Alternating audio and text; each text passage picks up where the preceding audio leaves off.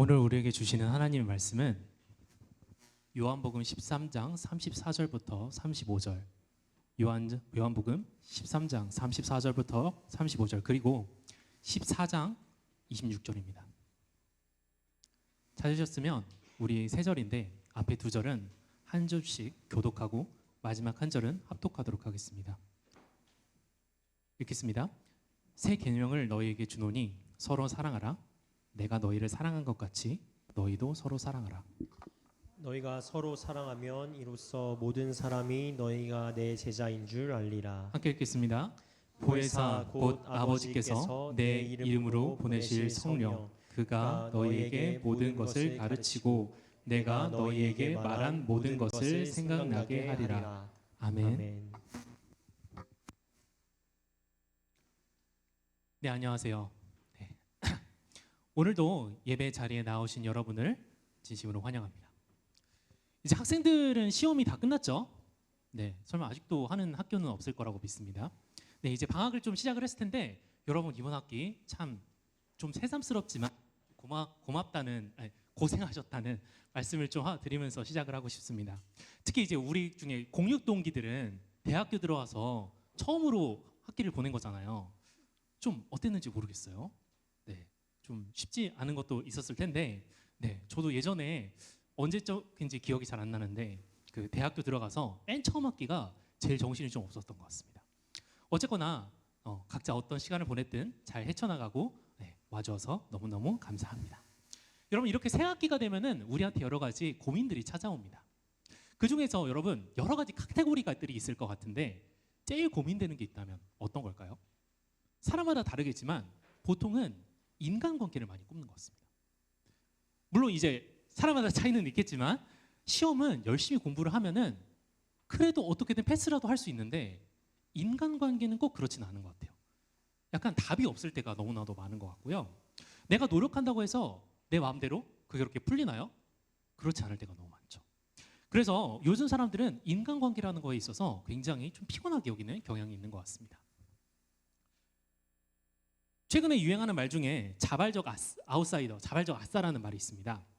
여러분 중에 혹시 이거에 해당된다고 생각이 되어지는 분들이 있을지 모르겠어요. 뭐 이런 거죠. 친구는 나는 만들 수 있어. 근데 굳이 만들지 않아. 왜요? 여러 가지 이유가 있겠지만 남들과 어울리는 게 에너지가 좀 많이 빠지는 거죠. 그리고 또 나는 혼자 시간을 보내는 게 더 재밌는데? 그럴 수도 있겠고요. 아니면은 인간관계라는 것 자체가 너무 좀 지쳐, 또 실망스러워. 그렇게 우리가 느껴질 때도 있는 것 같습니다. 그래서 여러분 여러 가지 통계를 보면요, 실제로 우리 사회에서 친구라고 하는 거의 가치가 점점 내려가고 있습니다. 우리가 그걸 중요하게 생각을 안 하는 거예요.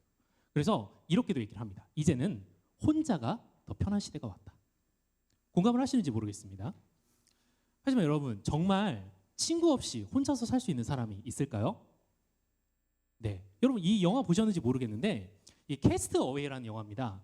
이거를 보면은 무인도에 떨어진 어떤 사람의 이야기가 나오는데요.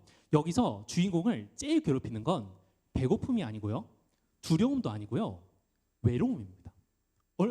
진짜 외로워서 저기 배구공이거든요. 저기다가 사람 얼굴을 그려놓고 이렇게 윌슨이라고 또 이름을 지어주고 또 이렇게 친구처럼 대합니다. 유튜브에서 보셨을지도 모르겠어요. 그런데 나중에 저 공을 잃어버리거든요. 그러면 어떻게 되냐면 진짜 이제 삶의 의욕을 완전히 잃어버리는 거예요. 이렇게 사람은 혼자 살 수가 없고 타인과 이어져야만 살아갈 수 있는 그런 존재입니다. 여러분 기독교인들도 사실 마찬가지죠. 사실 생각해 보면은 우리야말로 이 세상에서 정말로 좀 외로울 수밖에 없는 존재들 아닐까요? 왜냐하면 우리는 이 세상에 소속된 존재들이 아니잖아요. 우리가 하나님 나라의 백성이라는 건 세상의 백성이 아니란 뜻이에요. 그러니까 여러분 살면서 혹시 이런 적이 있었는지 모르겠는데 나는 뭔가 이 세상이랑 좀 안 맞는 것 같아. 여기가 뭔가 내가 있을 곳이 아닌 것 같아. 한 번쯤 그렇게 느껴보신 적 없나요? 여러분 이렇게 느끼는 게 어떻게 보면은 자연스러운 거거든요. 그래서 반대로 여러분이 너무 이 세상이 좋고 너무 여기서 사는 게 너무너무 즐겁고 하나도 아쉬운 게 없으면 여러분 반대로 한 번쯤은 내가 어떻게 살고 있는지 돌아봐야 될 필요성이 있는 겁니다. 그리고 세상은 우리가 이곳에서 하나님의 백성으로 살아가도록 가만히 놔두지 않아요. 예전에는 어떻게 했냐면 기독교인들을 핍박을 했다고 하죠. 그래서 교회 못 나가게 했습니다. 근데 요즘에는 그렇게 하지는 않아요. 어떻게 하냐면 조금 더 교묘한 방법을 씁니다. 우리가 하나님보다 세상을 더 좋아하게 만드는 거예요. 이거를 세속화라고 얘기를 하거든요. 그래서 우리가 하나님을 대놓고 막 이렇게 적대하지 않아도 세상을 사랑하게 되면 하나님으로부터 자연스럽게 멀어집니다. 이게 너무 당연한 거예요. 근데 이 공격이 굉장히 정교하고 또 예리합니다. 그래서 우리가 혼자 사는 것만으로는 아무리 신앙이 좋아도 버텨내기 어려울 순간이 찾아옵니다. 하나님은 우리의 이런 연약함을 아시고 우리에게 두 가지 선물을 주셨습니다. 잘 들어보세요. 하나는 성령님이고요. 또 하나는 공동체입니다. 이 두 가지는 우리가 이 세상에서 싸우는 데 있어서 곁에서 함께하는 친구가 되어주기도 하고요. 그리고 이 싸움에서 승리할 수 있도록 결정적인 도움을 우리에게 줍니다. 오늘 저는 이거에 대해서 여러분과 함께 이야기를 해보려고 합니다. 네, 여러분 지난주에 이제 이일영 목사님께서 하나님 나라의 특징 세 가지를 이렇게 좀 말씀을 해주셨습니다. 한번 읽어볼까요? 영어는 안 읽으셔도 되는데 1번부터 읽어볼까요? 믿음, 변화, 공동체. 네, 이 세 가지를 우리에게 주셨는데요. 저랑 오늘 같이 한번 얘기해 볼 거는 이 세 가지를 다시 한번 돌아보면서 이것들을 우리에게 주시는 분이 누구냐? 성령님이다. 이 사실을 하면 다시 한번 돌아보려고 합니다. 여러분 그 전에 먼저 성령님이 어떤 분이신지 잠깐 보려고 합니다. 오늘 말씀 다시 한번 보면요. 성령님을 보혜사라고 합니다. 여러분 보혜사라는 말 우리가 일상에서 쓰는 단어는 아니죠. 우리가 성경을 볼 때나 이런 좀 보는 단어인데 이게 뭐 옆에서 도와주는 스승이라는 뜻이거든요. 근데 원문을 정확히 번역해 보면은 제가 한번 말씀드린 적이 있는데 이런 겁니다. 같이 있도록 부름받은 사람, 옆에 있도록 부름받은 사람이 되는 거예요. 여기에는 스승이라는 뜻도 있지만 친구라는 뜻도 있어요. 그래서 신약 성경을 보면은 저 단어를 다른 곳에서는 친구라고 번역을 실제로 하기도 합니다. 이렇게 성령님은 항상 우리 곁에 계시는 어떤 친구 같은 분인 겁니다. 이렇게 성령님이 우리랑 함께 하시는데 이분이 우리에게 주시는 첫 번째 선물은 믿음이에요. 네, 우리 신영재님 요한복음 14장 26절 다시 한번 읽어주세요. 보혜사 곧 아버지께서 내 이름으로 보내실 성령 그가 너희에게 모든 것을 가르치고 내가 너희에게 말한 모든 것을 생각나게 하리라. 아멘. 아멘. 감사합니다. 네, 여러분 잘 보세요. 성령님이 예수님은 이렇게 말씀하십니다. 성령님이 제자들에게 모든 것을 가르치실 것이다. 그리고 예수님이 말한 모든 것을 생각나게 하실 것이다. 이렇게 말씀을 하십니다. 말씀하시는 분은 예수님이지만 그거를 듣는 사람이 기억하고 깨닫게 하시는 분은 성령님인 겁니다. 여러분 좀 이렇게 같이 생각을 해보면 좋을 것 같습니다. 예수님을 안 믿는 사람들이 있잖아요. 이 사람들이 성경에 대해서 잘 알까요? 아니면 잘 모를까요? 잘 모르는 경우가 많기는 합니다. 그렇지만 여러분 의외로 잘 아는 경우도 있습니다. 여러분 한번 들어보세요. 이런 얘기를 한 사람이 있습니다. 눈에는 눈으로 하는 법은 결국 온 세상을 장님으로 만들 것이다. 이 얘기는 간디가 한 얘기입니다. 네, 여러분이 잘 아시는 간디가 성경을 진짜 좋아했어요. 그래서 이게 성경을 이렇게 인용을 하면서 얘기를 하는 건데 간디가 성경을 실제로 엄청 많이 읽었다고 합니다. 특히 예수님이 하신 말씀 중에 산상수훈을 너무너무 좋아해서 그걸 거의 다 외웠다고 하는 거예요. 네, 찌르면 나올 정도로. 여러분 중에 혹시 산상수훈 다 외우시는 분 있나요? 뭐 있으시면 굉장히 대단하십니다. 저는 못 외우거든요. 네, 간디는 아무래도 저보다 성경을 조금 더 많이 읽었을 수도 있을 것 같아요. 근데 간디는 예수님 믿지는 않았죠. 안다고 해서 믿는 건 아닙니다. 반면에 우리가 정말 지식이 조금만 있어도 예수님을 믿을 수가 있습니다. 여러분 중에 초등부 봉사를 하시는 분들이 계시죠? 네, 아니면 헬퍼로 갔다 오신 분도 있는 걸로 갔는데 저도 전교회에서 초등부 수련회 봉사로 이렇게 헬퍼로 몇 번 갔습니다. 그런데 솔직히 여러분 초등부 애들이 설교에 대해서 잘 아나요? 잘 모르죠. 뭐 되게 간단한 사실을 얘기를 해주는데도 엄청나게 큰 그런 힘들이 들어갑니다. 근데 여러분 제가 그 수련회를 갈 때마다 약간 놀라웠던 게 거기를 갈 때마다 우리 반에서 설교를 듣고 약간 울면서 기도하는 애들이 꼭 한 명씩 있는 거예요. 네, 목사님이 설교를 잘해서 그런 걸까요? 뭐 그런 것도 있겠지만 네, 우리가 항상 좋은 설교를 들었다고 해서 그 말씀이 우리 마음속에 콱 와서 받치는 항상 그런 건 아니죠. 그 이상의 뭔가가 있는 겁니다. 말씀을 우리에게 깨닫게 하시는 분은 성령님이신 거예요. 그래서 여러분, 세상 사람들은 성경을 아무리 잘 알아도 결국에는 그것을 어떤 좋은 글 내지는 사람이 만든 문학 작품 정도로 여깁니다. 이거는 별로 놀라운 사실이 아니에요. 왜냐하면 우리는 죄인이잖아요. 우리를 하나님의 말씀을 믿지 못하는 게 당연한 겁니다. 근데 그러면 우리는 어떻게 성경을 하나님의 말씀으로 믿고 구원을 얻었을 수가 있느냐? 성령님 때문입니다. 성령님이 우리에게 말씀을 조명해 주신 거예요. 이거를 여러분 손전등으로 이렇게 비춰주는 거를 생각을 해보시면 되거든요. 그래서 성령님이 우리에게 말씀을 조명해 주셨기 때문에 깨닫게 해주시기 때문에 우리는 믿음을 가지게 된 겁니다. 우리가 열심히 노력해서 믿음을 가지는 게 아니라 성령님이 선물을 주시는 겁니다. 이렇게 믿음을 선물로 받은 사람들은 국적이 변합니다. 세상의 나라에서 하나님 나라로 국적이 변하는 거예요. 여러분, 한국에서 살다가 미국 시민권을 취득을 하면은 이게 한국 시민권이 없어지거든요. 그거랑 똑같이 하나님 나라의 시민권을 얻으면 이 세상의 시민권은 자동적으로 사라집니다. 근데 문제, 우리의 국적은 옮겨지지만 주소는 아직 여기 있는 거예요. 그래서 우리는 하나님 나라의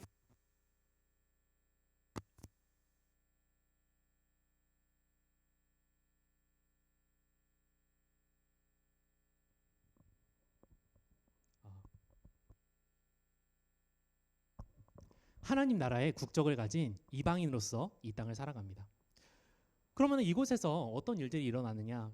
이거에 대해서 우리가 성령님이 주시는 두 번째 두 번째 선물인 변화에 대해서 잠깐 알아보려고 합니다. 우리 신영은재님 갈라디아서 5장 16절부터 17절을 읽어주시면 감사하겠습니다. 내가 이르노니 너희는 성령을 따라 행하라. 그리하면 육체의 욕심을 이루지 아니하리라. 육체의 소욕은 성령을 거스르고 성령은 육체를 거스르나니 이 둘이 서로 대적함으로 너희가 원하는 것을 하지 못하게 하려 함이니라. 아멘.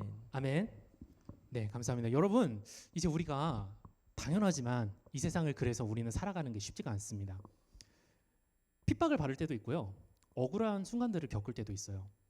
그런데 그런 것들을 겪으면서 우리는 자연스럽게 유혹과 시련을 마주하게 됩니다.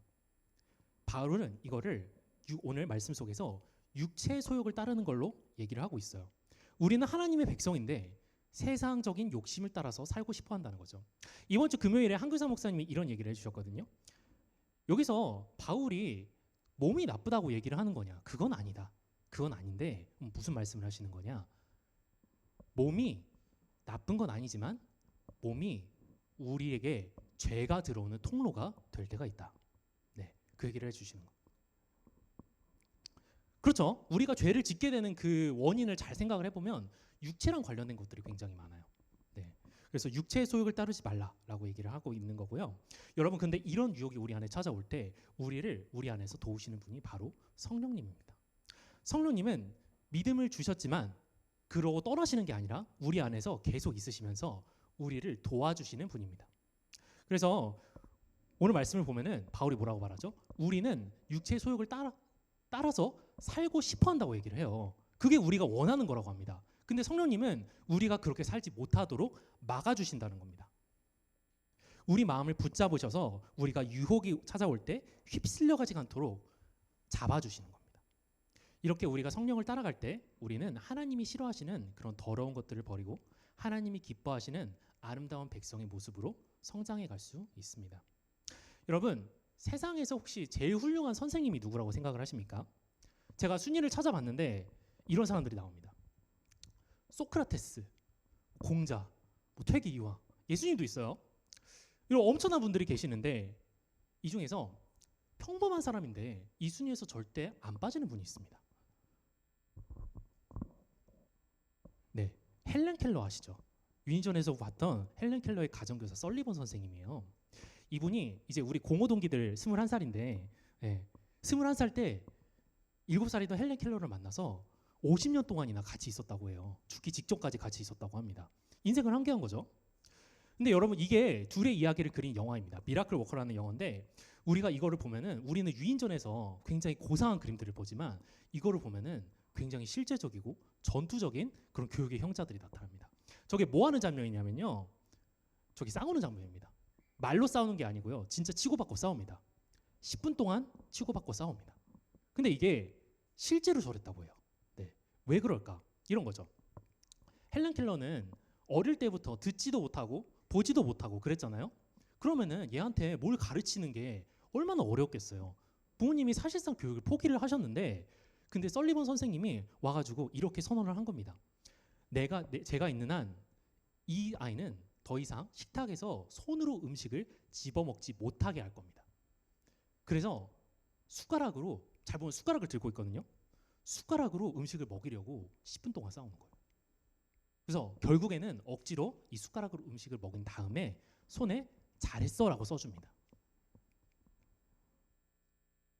말을 못 들으니까 손에다가 써준 건데, 여러분 저는 이 영화를 보면서 뭘 생각을 했냐면요.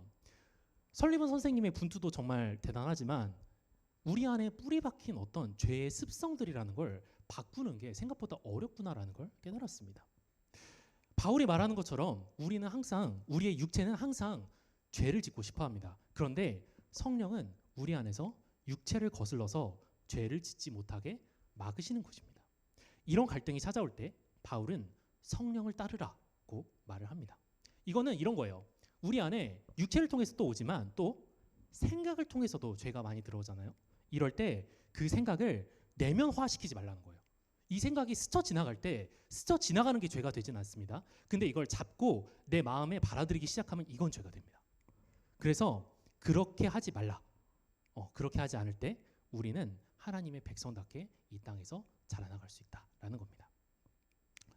네, 다음으로 성령님의 세 번째 선물 공동체를 살펴보려고 합니다. 네, 신영재님 에베소서 4장 1장부터 14절을 읽어주시면 감사하겠습니다.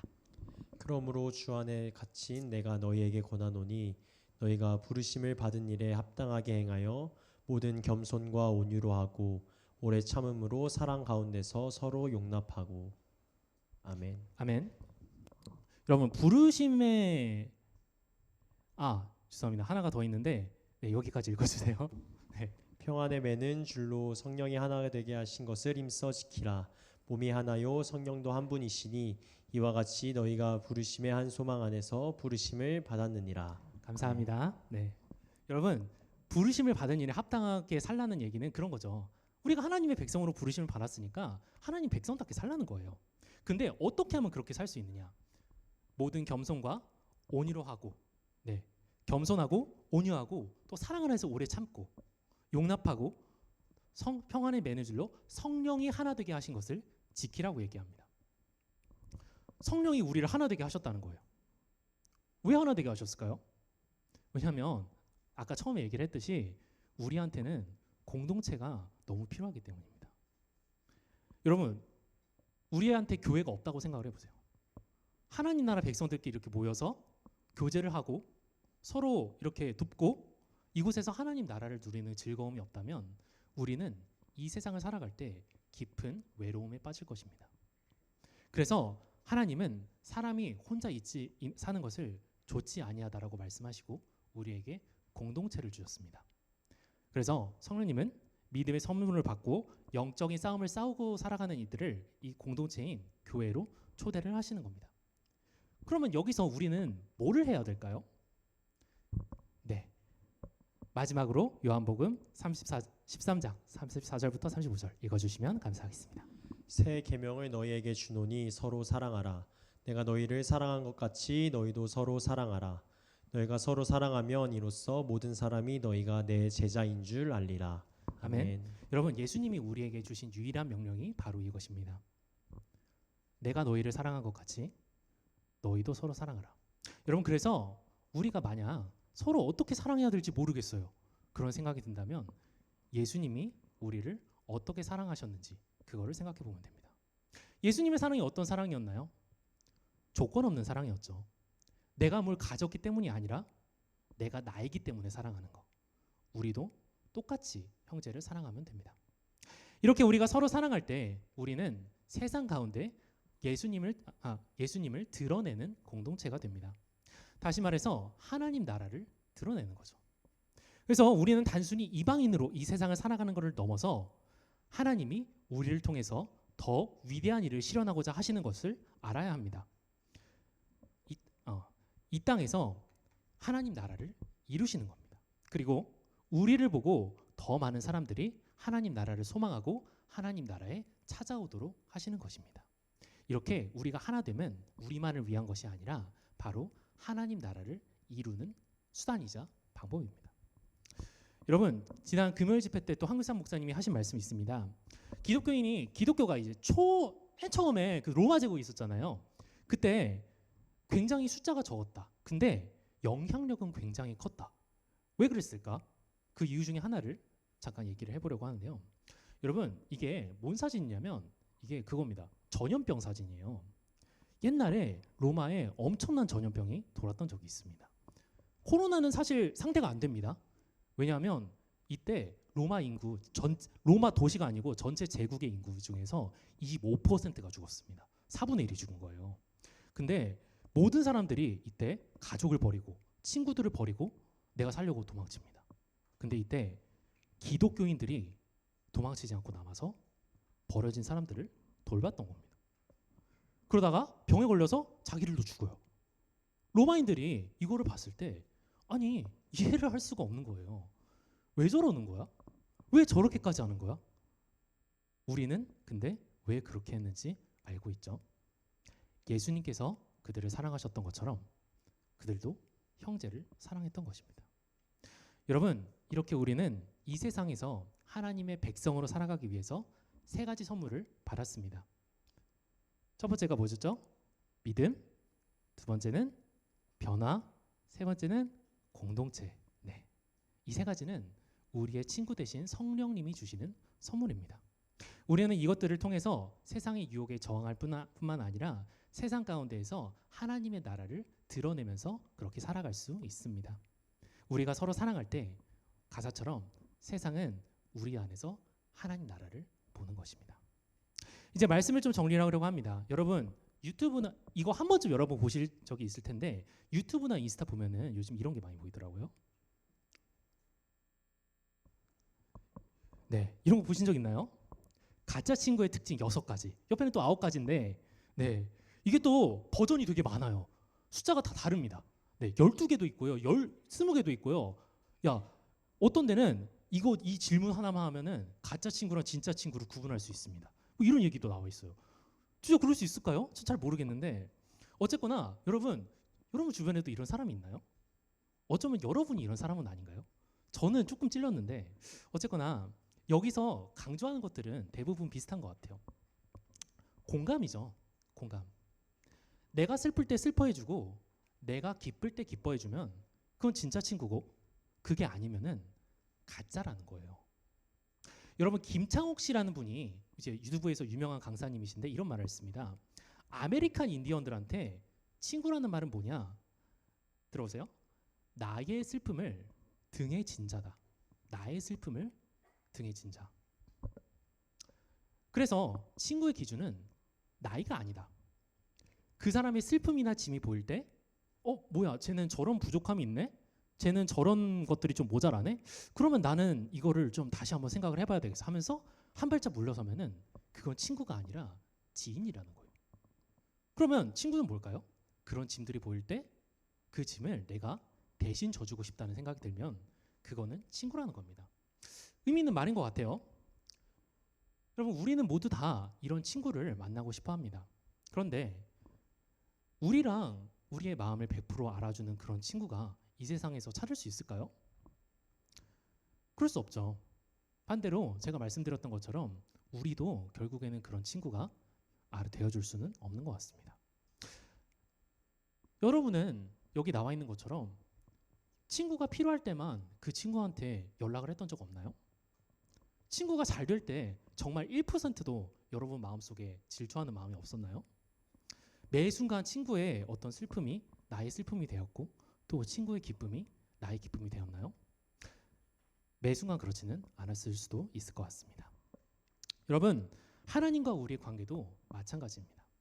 하나님은 항상 우리와 함께 하시면서 우리를 도우시죠. 근데 그러면 우리는 그분에게 이렇게 좋은 친구가 되어드리고 있을까요? 어쩌면 우리는 하나님이 필요할 때만 그분을 찾을 수도 있겠고 가끔은 하나님을 미워하고 마음속으로 원망하는 순간이 찾아올지도 모릅니다. 하나님은 언제나 우리에게 좋은 친구가 되어주시지만 우리는 그렇지만은 않은 것 같아요. 이 사실을 깨달을 때 우리가 할 수 있는 건 두 가지입니다. 첫 번째는 지난 시간에도 말했는데 회개하는 겁니다. 주님께 좋은 친구가 되어드리지 못했습니다. 내 죄를 고백하고 성령님이 주시는 믿음과 변화를 통해서 다시 한번 하나님의 백성이 신실한 백성이 되게 해주세요. 이렇게 고백하는 겁니다. 두 번째는 뭐냐면요. 형제를 사랑하는 겁니다. 죄인이었던 나를 하나님이 먼저 사랑하셨던 것처럼 지금 나에게 좋은 친구가 되어주는 사람뿐만 아니라 좋은 친구가 되어주지 못하고 있는 사람들도 주님의 마음으로 사랑하는 것입니다. 여러분, 그래서 공동체 생활을 하다 보면은 나랑 안 맞는 사람들을 만나게 됩니다. 정말 진짜 공감이 1도 안 되는 사람들이 있어요. 네, 저는 제가 그렇다는 얘기는 아니고 네, 네. 세상 사람들은 그럴 때 이렇게 얘기를 합니다. 손절해라. 왜 그런 사람하고 친구를 하고 있어? 그러지 않아요? 사람은 바뀌지 않아. 이런 얘기 들어보시지 않았나요? 근데 예수님은 오늘 이렇게 말씀하십니다. 내가 너희를 사랑한 것 같이 너희도 서로 사랑해라. 그분이 우리에게 하셨던 것처럼 사랑할 수 없는 사람을 사랑하라는 얘기죠. 사랑하는 빌더스 여러분, 그래서 저는 우리가 여기서 서로에게 이런 친구가 되어줬으면 좋겠습니다. 서로에게 일단 우리가 좋은 친구가 되어줬으면 좋겠어요. 서로의 슬픔을 내 등에 짊어지고 가는 그런 친구가 되어줬으면 좋겠습니다. 근데 여기서 이거는 어떤 의미에서는 세상 사람들도 합니다. 근데 기독교인들은 여기서 한 발짝 더 나갈 수 있는 겁니다. 내 기준에 맞지 않는 사람들, 나에게 좋은 친구가 되지 못하는 이런 사람들도 용서하고 사랑하는 공동체가 되는 것입니다. 물론 이 말이 모든 거를 용납하고 모든 거를 사랑하고 그냥 다 괜찮다고 해야 되냐? 그건 아니죠. 그렇지만 내가 그 사람이랑 아주 가까운 친구가 되지는 못해도 내가 그 사람을 위해서 뭔가 해줄 수 있을 겁니다. 찾아보면 꼭 있을 겁니다. 예를 들면 이런 게 있죠. 그 사람이 변화할 수 있도록 기도해 주는 거. 그리고 또 이런 게 있겠죠. 저 사람은 지금 저런 모습이지만 하나님이 나도 변화시켰는데 저 사람도 변화시키지 못할까? 앞으로 저 사람을 하나님이 변화시키고 저 사람을 통해 놀라운 일들을 주님께서 이루어 나가실 것을 한번 믿어보는 겁니다. 그래서 여러분, 오늘 GBS를 하면서 하나님이 우리에게 어떤 친구가 되어주셨는지를 잠깐 생각을 해봤으면 좋겠습니다. 그리고 우리가 아직 죄인 되었을 때 그분은 먼저 우리를 사랑하셨죠. 그리고 사랑하는 아들을 우리에게 보내주셔서 우리의 짐과 슬픔을 대신 짊어지고 십자가에서 우리를 위한 화목제물로 돌아가시게 하셨습니다. 이제 우리는 그분이 그 하나님이 주시는 성령님 안에서 믿음과 변화와 공동체라는 선물들을 누리며 살아갑니다. 이렇게 우리는 주님이 보여주신 사랑을 따라서 서로 사랑할 수 있고, 그렇게 할 때 이 세상에서 바로 우리를 통해 하나님의 나라가 드러납니다. 이렇게 서로 사랑하며 하나님 나라를 드러내는 빌더스 공동체가 되기를 진심으로 소망하며 바랍니다. 여러분, 이렇게 좀 긴 시간들이 있었지만 5주 동안 우리가 하나님 나라에 대한 이야기들을 계속해서 다뤄보았습니다. 여러분 안에 어떤 메시지들이 좀 남았는지 잘 모르겠어요. 그런데 여러분, 저는요 이런 생각이 듭니다. 여러분이 하나님 나라에 대해서 배우는 것도 중요하지만 동시에 이곳에서 하나님 나라를 누렸으면 좋겠습니다. 그래서 우리 공동체도 하나님 나라가 되었으면 좋겠고요. 더 작게는 오늘 여러분들이 하는 GBS, 오늘 여러분들이 가서 같이 삶을 나누고 서로의 이야기를 듣고 서로와 교제하는 그 자리가 하나님 나라가 되었으면 좋겠습니다. 네. 근데 그러려면은요, 여러분, 우리 조장들도 잘해야 되고 우리 팀장들도 당연히 잘해야 되겠지만 저도 잘해야 되겠지만 여러분들도 같이 도와주셔야 됩니다. 네. 서로 사랑하라고 얘기하잖아요. 네. 일방적인 사랑이 아닌 겁니다. 여러분, 서로 사랑하기를 진심으로 소망합니다. 오늘 그런 GBS 시간이 되었으면 좋겠습니다. 네. 우리 이제 이런 것들 기억하시면서 들으신 말씀 기억하면서 같이 찬양하면 좋겠습니다.